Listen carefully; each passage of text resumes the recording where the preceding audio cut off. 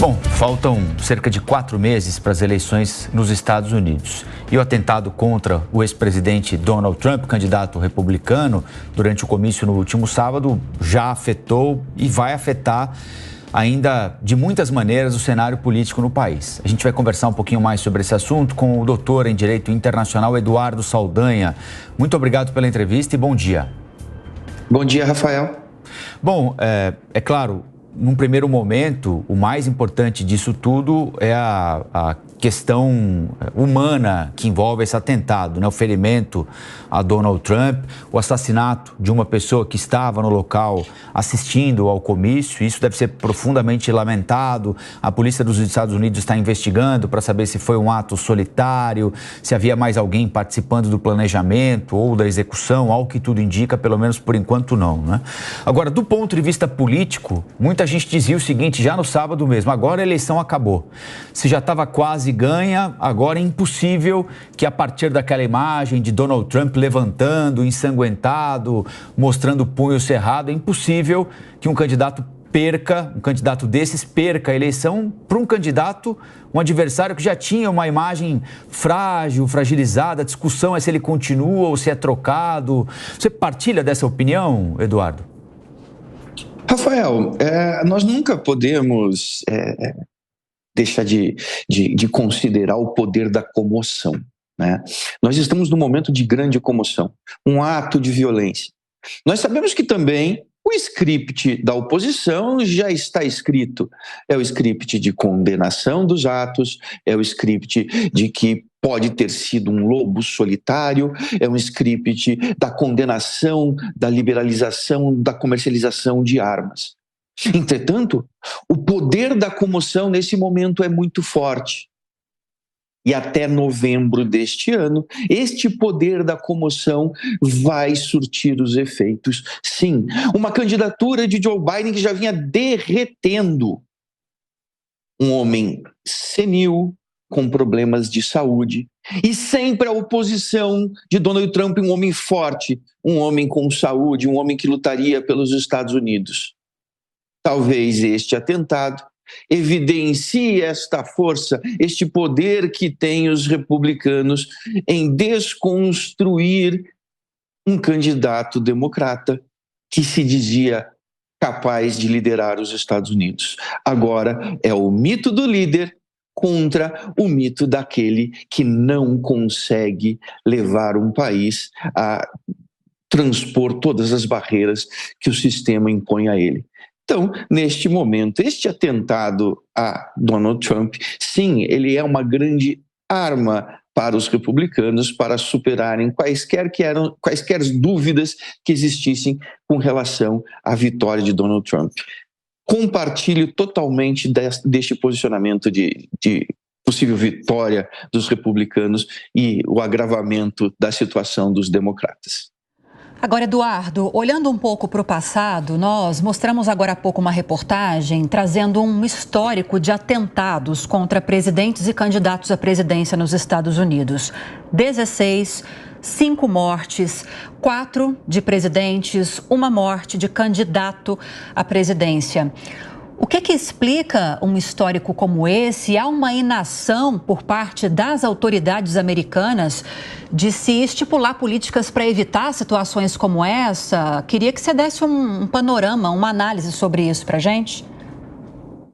Lívia, a primeira análise que nós podemos fazer é que a violência política é um fenômeno humano. Embora os Estados Unidos sejam pródigos na violência política contra candidatos e contra pessoas que ocupam cargos públicos. Porém, nesse momento, nós não podemos dizer que exista uma falta de políticas públicas nos Estados Unidos contra e que tentem evitar este tipo de situação.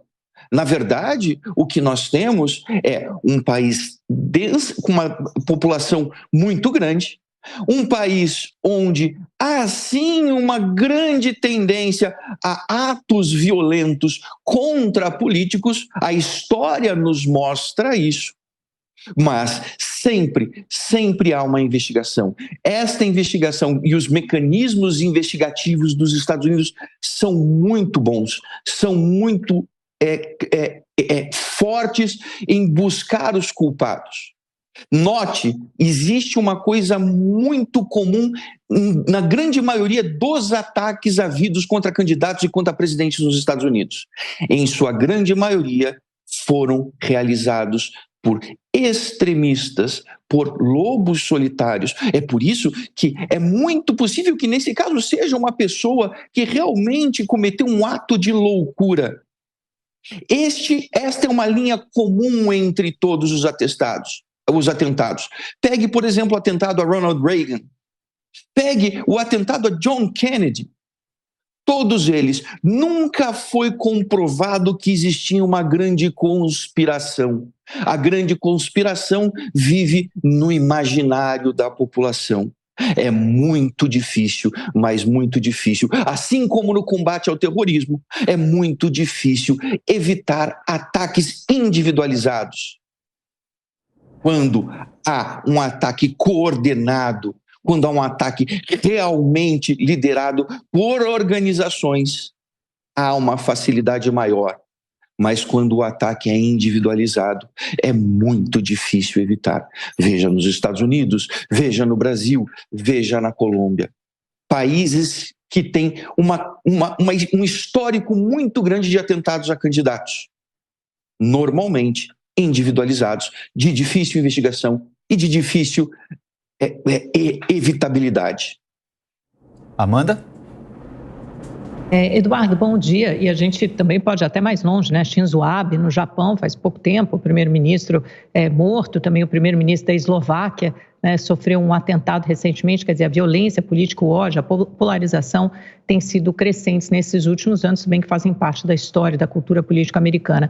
Agora, Eduardo, o que isso muda fundamentalmente para a estratégia dos democratas, na sua opinião, em termos de mudança ou não de candidato, ou seja, Biden fica ou colocarão alguém em seu lugar, e também sobre a estratégia de propaganda, que antes alvejava muito Donald Trump como alguém que representaria um risco à democracia, e essa propaganda foi suspensa, pelo menos até segunda ordem. Amanda, na verdade, eu acredito que a estratégia de marketing de propaganda dos democratas não deve mudar muito. É óbvio, nós devemos viver um período de consternação, nós devemos viver um período de respeito por parte dos democratas a alguém que sofreu uma violência muito grande. Entretanto, o discurso, a narrativa da antidemocracia de Donald Trump não deve mudar. Deve-se aumentar, sim, aquele discurso de, olha, Donald Trump com seu discurso extremista causa este sentimento nas pessoas. Donald Trump continua adotando medidas antidemocráticas. Donald Trump é um risco para os Estados Unidos. Em contrapartida, os democratas que derretem a candidatura de Joe Biden necessariamente devem tomar uma decisão que não deve de maneira alguma cair para o lado de trocar o candidato. A pergunta que deveriam fazer os democratas: vale a pena, numa eleição como essa, uma eleição de um candidato que vem liderando o seu partido e que vem se mostrando fragilizado, valeria a pena queimar um cartucho neste momento, com pouco tempo sobrando para uma campanha política, ou então pensar para o próximo período eleitoral? Talvez a decisão estratégica dos democratas é perceber que neste momento Trump ganha uma força tão grande que, independente da troca do candidato, não há mais o que fazer. Portanto, vamos pensar mais para frente. Beraldo. Doutor Eduardo, bom dia. A gente está vendo que a campanha, né, se consolida a favor de Donald Trump, agora em razão desse atentado, mas há uma presidência em exercício por Joe Biden que precisa lidar com vários desafios dentro do Congresso, sobretudo no que diz respeito à ajuda que ele está dando de bilhões e bilhões de dólares da população americana, que está indo para a Ucrânia, enfim, outros assuntos aí ao redor do mundo. Como é que o senhor visualiza, a partir de agora, a situação do governo do ponto de vista interno, no Congresso norte-americano? Há uma expectativa que as dificuldades de Joe Biden aumente, que o seu governo fique absolutamente estagnado a partir de agora? Beraldo, acho que não é uma situação que foi conflagrada pelo atentado a Donald Trump. Essa é uma situação muito comum e muito normal em períodos pré-eleitorais. Porque, neste momento, o Congresso dos Estados Unidos pensa na formação da casa para a próxima legislatura. O Congresso dos Estados Unidos pensa nas ligações, nas alianças a serem realizadas para o próximo presidente. E, obviamente, os lobbies dentro do Congresso dos Estados Unidos já estão visualizando quem será o próximo presidente. Portanto, neste momento, e como é muito comum nos períodos pré-eleitorais, existe sim uma suspensão destes assuntos mais específicos, mais fortes, mais claros que nós temos dentro do Congresso dos Estados Unidos. Pensa-se agora no futuro da próxima legislatura, no futuro das próximas alianças, no futuro dos próximos lobbies que serão necessários dentro do Congresso dos Estados Unidos. Por quê? Não podemos deixar de considerar a força que tem alguns setores da indústria nos Estados Unidos, caso Trump seja eleito. E é neste momento que os lobbies contrários precisam trabalhar. Por exemplo, a indústria de gás, a indústria de petróleo, o setor agrícola. É nesse momento que eles começam a se mobilizar dentro do Congresso, pensando no amanhã. Portanto, neste momento, há uma grande suspensão, a não ser para assuntos urgentes, como Ucrânia, Israel, a inflação. De todo o resto, há uma grande suspensão dos assuntos. Nós conversamos com o doutor em Direito Internacional Eduardo Saldanha. Muito obrigado pela entrevista e até a próxima. Até a próxima, obrigado.